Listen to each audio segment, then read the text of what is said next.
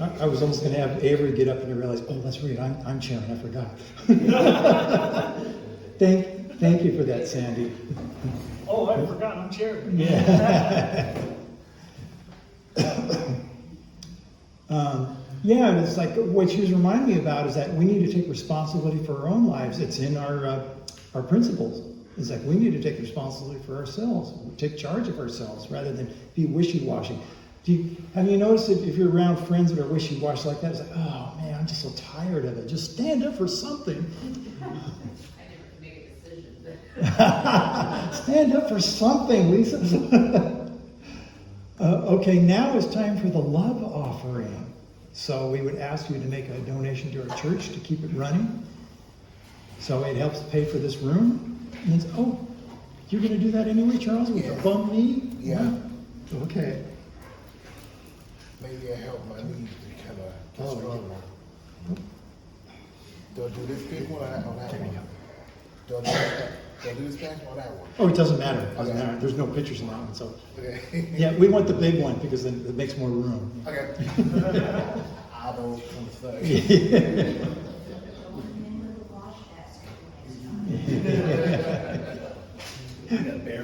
Yeah, get a big pillowcase.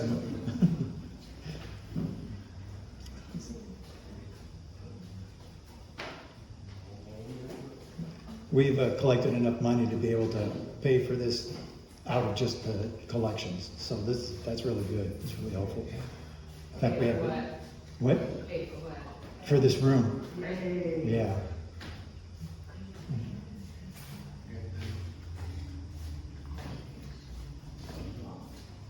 You're good enough, it was so messy. So we've got the rent paid, huh?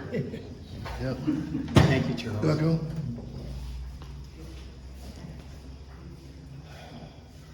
Infinite intelligence, thank you for allowing us to gather and share your spiritual knowledge today. With this collection, we will be able to continue with our spiritual growth. We will continue to share your gifts bestowed upon us with others. Let this offering be a sign of our dedication to your church. Let it help to carry on the message of spiritualism. Let your light continue to reach out to us. Amen. This is a bigger basket. No. So thank you all for that. And now it's time for the announcements. See, our next church service won't be until November, and we have another week in October, so it's going to be a little while, probably about 3 weeks before we have our next service. And I want to confirm the date for that, which is November 5th. I would like to give you a little teaser about that. We're going to have Lynn Rogers and possibly Sandy come up and give a talk then about spiritual phenomena, because something happened recently with Lynn. We even have some pictures to share. With animals. Yeah, and it's with animals too. Yes. It's like, Sandy, is yours related to animals as well? Is your story related to animals as well? I don't have any idea at this time. Oh, okay. Because you said you wanted to talk about spiritual phenomena. So, all right, okay. Well, we'll see how that works out. But yeah, there was some really strange thing went on with Lynn. So I thought that was going to be an interesting talk. Maybe when I talk about that, then I can open it to somebody else might have a spiritual thing. Okay. They can come Yes. share too. Okay. Yeah. How to do that. Right. Okay. I also wanted to share a little something with me since we're talking about animals today. A couple of weeks ago, I went up to Reading because my house or my condo was being tented for termites, and apparently you can't be in there when that's happening. So I thought, well, I'm going to take a little mini vacation. So I went up to Reading, and one of the places I visited was the Turtle Bay Museum up there in Reading. I'd never been there before.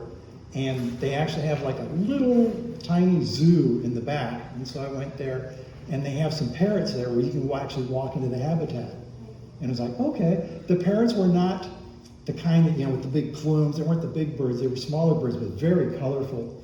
So I went in there, and there was a bird, and I put my finger up, and he got on there. And then another bird from nowhere just came and flew on my shoulder. I was like, oh, okay. And he was there the whole time I was in there. He didn't leave. And I was like, oh. And he started nibbling on the back of my neck. It's like, oh, he's trying to be cuddly. He's kind of cute. And then I was done, I was ready to leave. It's like, okay, get off my shoulder now. He wouldn't get off.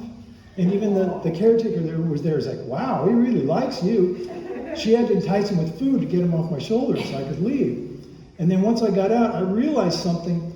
I was feeling an energy from this bird that I didn't notice until after I left and it was gone. It went away. It's like, oh, there was something there. I thought that was very interesting, that I could feel some kind of energy from this bird. So there was some connection between us. The other birds, they were all doing their own thing. But this is one particular bird. He liked me.